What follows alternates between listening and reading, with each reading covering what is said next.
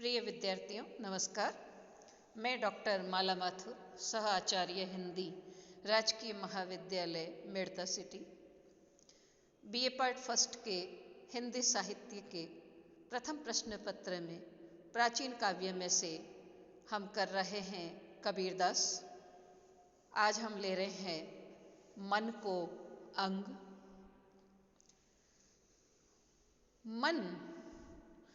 मन की दृढ़ता पर ही साधना की सफलता आधारित होती है। मन को अंग में कबीर ने यही बात समझाने की कोशिश की है।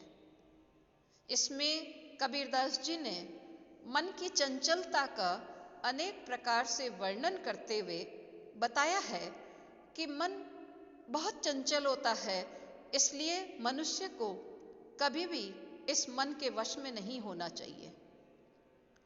चंचलता के अतिरिक्त द्विविधा भी मन का एक कर्म है, और जब तक मन में ये द्विविधा या दुविधा बनी रहती है तब तक कोई कार्य सिद्ध नहीं हो सकता। हृदय के भीतर आत्मा के दर्पण में परमात्मा के होते हुए भी वह हमें दिखाई नहीं देता है।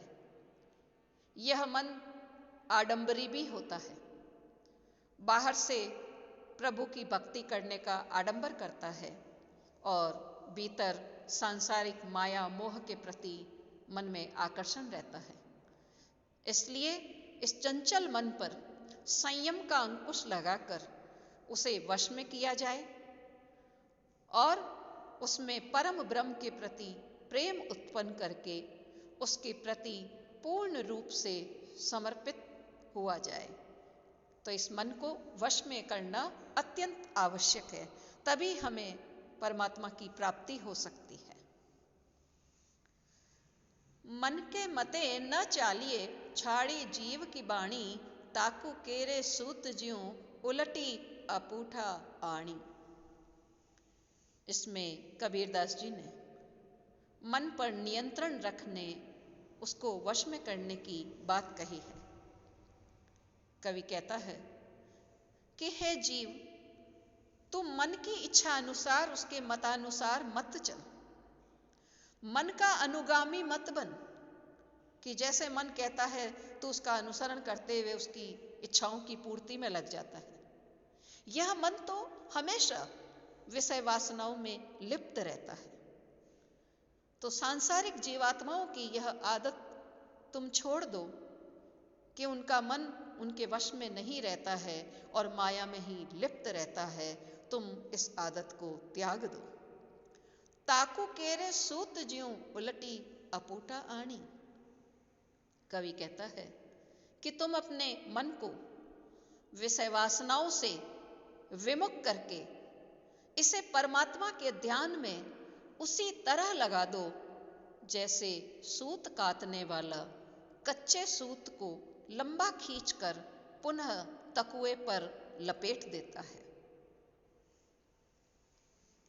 तो कवि ने इसमें ये बताया है कि हमारा जो मन है, अगर हम उसको नियंत्रण में रखें, उसको अपने वश में रखें, उसको विषय वासनाओं से विमुख करके परमात्मा के ध्यान में लगा दें, तो परमात्मा की प्राप्ति के मार्ग पर आगे बढ़ते हुए हम उसकी प्राप्ति कर सकते हैं।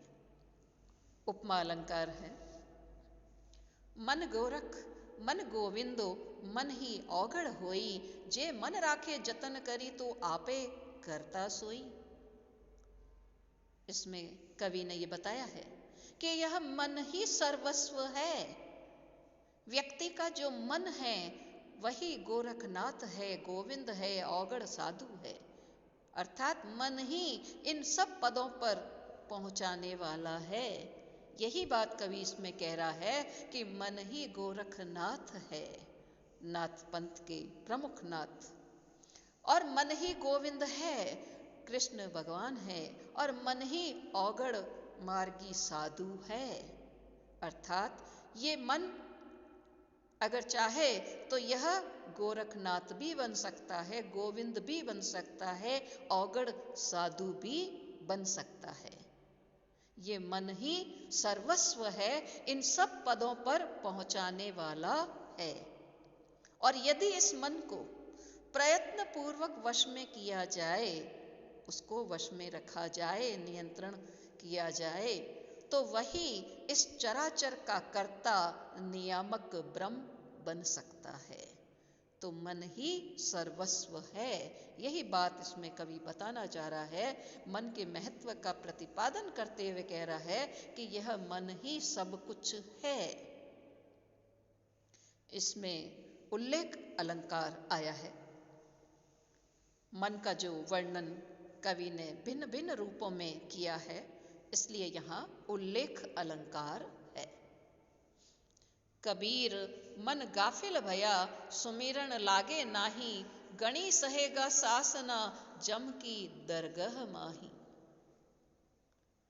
मन जो सांसारिक विषय वासनाओं में लिप्त हो जाता है, उसी में डूब जाता है, मदमस्त हो जाता है। यही बात कवि इसमें कह रहा है कि अब जो मेरा मन है वह तो गाफिल हो गया, अर्थात मन सांसारिक विषय वासनाओं के भोगों के रस में अचेत हो गया है।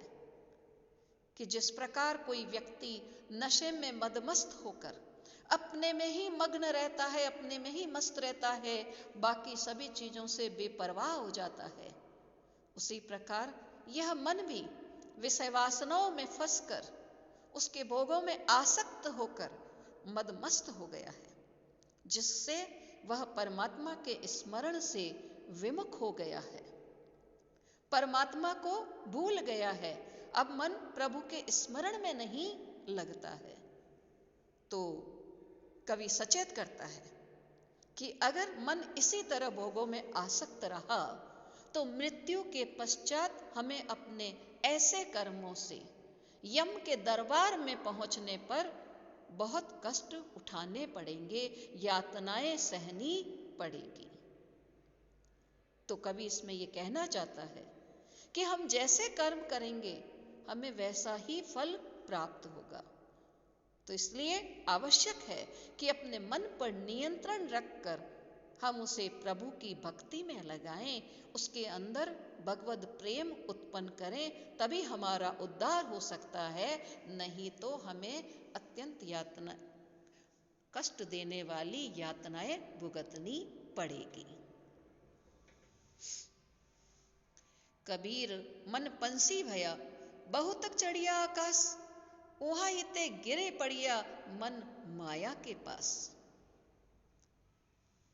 कवि इसमें ये बता रहा है कि कोई जीव साधना के चाहे उच्च सोपान पर पहुंच जाए, लेकिन अगर वह अहंकार की भावना का त्याग नहीं करता है तो वह उस उच्च सोपान से नीचे गिर सकता है, माया में लिप्त हो सकता है। मन के अंदर जो अहम की भावना है, उसका त्याग किए बिना परमात्मा की प्राप्ति नहीं हो सकती। कवि कहता है कि मेरा मन रूपी पक्षी प्रभु प्राप्ति के मार्ग में शून्य प्रदेश में बहुत दूर तक चढ़ चुका था।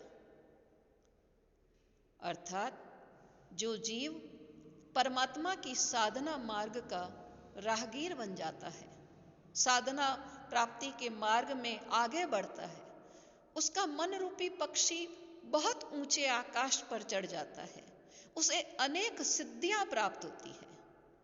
लेकिन जैसे ही जीव के मन में अहंकार की भावना उत्पन्न हो जाती है तो वह उस उच्च स्थान जो ब्रह्म रंध्र के पास पहुंचा हुआ है वो वहां से नीचे गिर जाता है।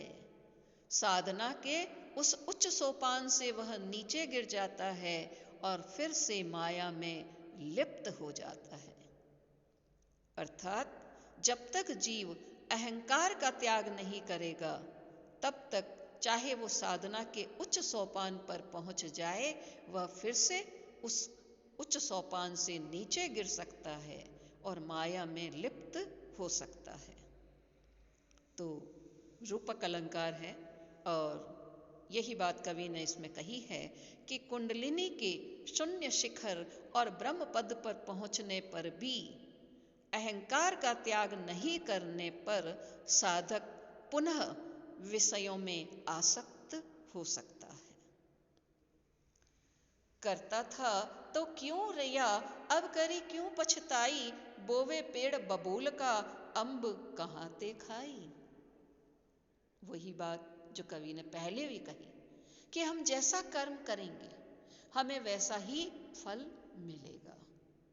तो कवि कर्म की महत्ता और कर्मानुसार फल मिलने की बात करते हुए मनुष्य को सावचेत करता है, सचेत करता है कि हे जीव, जिस समय तूने बुरे कार्य किए, कुकर्म किए, उस समय तूने इस बात का विचार क्यों नहीं किया कि तू जो कार्य कर रहा है उसका दुष्परिणाम भी तुझे भुगतना पड़ेगा।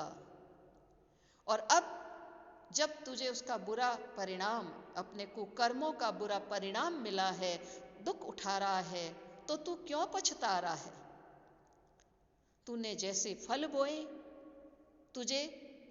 तूने जैसे बीज बोए हैं, तुझे वैसे ही फल की प्राप्ति होगी। अगर तूने बबूल के बीज बोए हैं तो फिर तुझे शूल ही प्राप्त होंगे, तुझे आम की प्राप्ति कैसे हो सकती है। अगर बुरे कर्म तू करेगा तो तुझे उसका दुख भी, कष्ट भी उठाना पड़ेगा। तो कर्मानुसार ही हमें फल की प्राप्ति होती है। इसमें निदर्शना अलंकार है।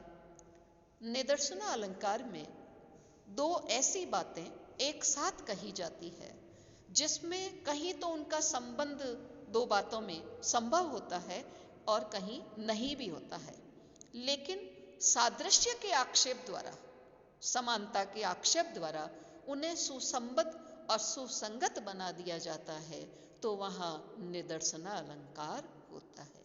यहाँ भी जैसे दो बातें कही गई है कि जैसे कर्म किए हैं वैसा ही फल भुगतना पड़ेगा, और दूसरी बात कही गई है बबूल के बीज बोने पर आम की प्राप्ति नहीं हो सकती है।